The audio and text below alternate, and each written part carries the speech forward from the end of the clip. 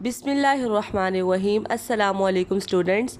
Class 9th chapter number 1 का जो आज हम टॉपिक पढ़ेंगे वो है difference between molecule and molecular ion. हम टॉपिक की तरफ आते हैं। सबसे पहले देखते हैं मॉलिक्यूल और मॉलिक्यूलर आयन होता क्या है।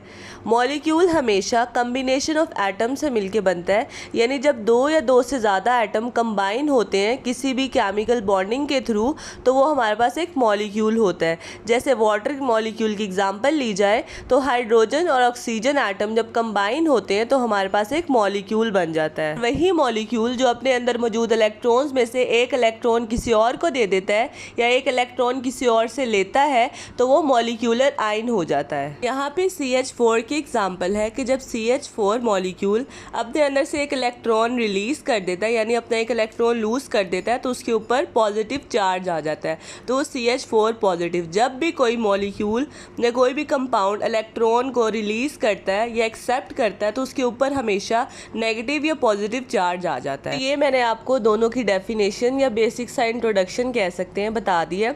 अब हम इनके डिफरेंस की तरफ चलते हैं। सबसे पहले मॉलिक्यूल जो होता है वो किसी भी कंपाउंड या किसी भी एलिमेंट का स्मॉलेस्ट पार्टिकल होता है। अब कंपाउंड और एलिमेंट में डिफरेंस ये है कि एलिमेंट हमेशा सेम टाइप ऑफ एटम से मिलके बनता है, जबकि कंपाउंड में डिफरेंट टाइप ऑफ एटम्स होते हैं, लेकिन उन एटम्स की हमेशा फिक्स्ड कंपोजिशन होती है।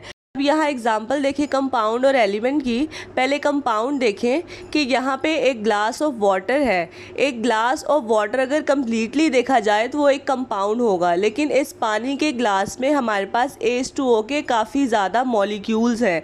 तो जो एक पूरे कंपाउंड का एक स्मॉलेस्ट पार्टिकल है, सिर्फ एक H2O, उसको हम कहते हैं कि ये हमारे पास मॉलिक्यूल है। और ज़्यादा सारे जब मॉलिक्यूल्स कंबाइन होंगे वाटर के तो हमारे पास एक कंपाउंड बना देंगे। कंपाउंड में हमारे पास डिफरेंट टाइप ऑफ एटम्स हैं। हाइड्रोजन और ऑक्सीजन एटम मिलके हमारे पास कंपाउंड बनाता है, और इस कंपाउंड का जो स्मॉलेस्ट पार्टिकल यानी एक वाटर है उसको हम लोग कहते हैं कि ये मॉलिक्यूल है। अगर एलिमेंट की एग्जांपल देखी जाए तो एलिमेंट हमेशा सेम टाइप ऑफ एटम्स होते हैं। तो O3 में सिर्फ ऑक्सीजन है, O3 ओजोन को कहते हैं। इस तरह जब ज़्यादा सारे हमारे पास O3 मिलेंगे तो वो एलिमेंट बना देंगे, लेकिन एलिमेंट का जो एक स्मॉलेस्ट पार्टिकल यानी अकेला O3 जो है उसको हम कहेंगे वो है मॉलिक्यूल। इसके अलावा मॉलिक्यूल इंडिपेंडेंटली एग्जिस्ट करता है और कंपाउंड की सारी प्रॉपर्टीज शो करता है। यानी एक अगर ग्लास का पानी, उसकी जो प्रॉपर्टीज है वो अकेले एक वाटर मॉलिक्यूल की भी वही प्रॉपर्टीज होंगी। और अगर मॉलिक्यूलर आयन की बात की जाए तो ये भी मॉलिक्यूल से बनते हैं।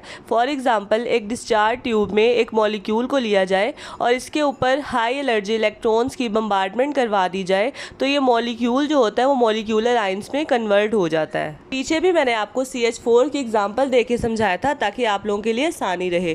तो कोई भी जब मॉलिक्यूल या तो इलेक्ट्रॉन को लॉस करता है या इलेक्ट्रॉन गेन करता है तो वो मॉलिक्यूलर आयन में कन्वर्ट हो जाता है। नेक्स्ट डिफरेंस ये है कि मॉलिक्यूल हमेशा न्यूट्रल होता है, यानी इस पे कोई चार्ज भी नहीं होता, जबकि मॉलिक्यूलर आयन पे हमेशा कोई ना कोई चार्ज ज़रूर होगा। वो चार्ज पॉजिटिव भी हो सकता है और नेगेटिव भी हो सकता है। तीसरा डिफरेंस ये है कि मॉलिक्यूल कम्बिनेशन ऑफ एटम्स से मिलके बनता है, यानी जब भी डिफरेंट टाइप ऑफ एटम्स हमारे पास कंबाइन होते हैं तो एक मॉलिक्यूल बना देते हैं। For example H2SO4। जबकि मॉलिक्यूलर आयन हमेशा मॉलिक्यूल की आयनाइजेशन से बनता है, यानी मॉलिक्यूल आयन्स में कन्वर्ट हो जाता है, उस पर पॉजिटिव या नेगेटिव चार्ज आ जाता है। अब लास्ट डिफरेंस ये है कि मॉलिक्यूल एक स्टेबल यूनिट है, जबकि मॉलिक्यूलर आयन स्टेबल नहीं होता, उस पर पॉजिटिव या नेगेटिव चार्ज होता है। फॉर एग्जाम्पल अगर किसी मॉलिक्यूलर आयन पे पॉजिटिव चार्ज है तो उसके आसपास अगर कोई नेगेटिव चार्ज स्पीशी होगी तो वो उसके साथ जाके रिएक्ट कर लेगा, इसलिए मॉलिक्यूलर आयन एक रिएक्टिव स्पीशी होती है। तो ये था हमारा आज का लेक्चर। आज का टॉपिक बहुत ही छोटा था लेकिन मैंने इसको डिटेल में समझाने की कोशिश की है। आई होप कि आपको सब समझ आया होगा, लेकिन अगर कुछ समझ नहीं आया तो आप कॉमेंट करके मुझसे पूछ सकते हैं। वीडियो अच्छी लगी हो तो इसको लाइक कीजिएगा, शेयर कीजिएगा और मेरे चैनल को सब्सक्राइब कीजिएगा।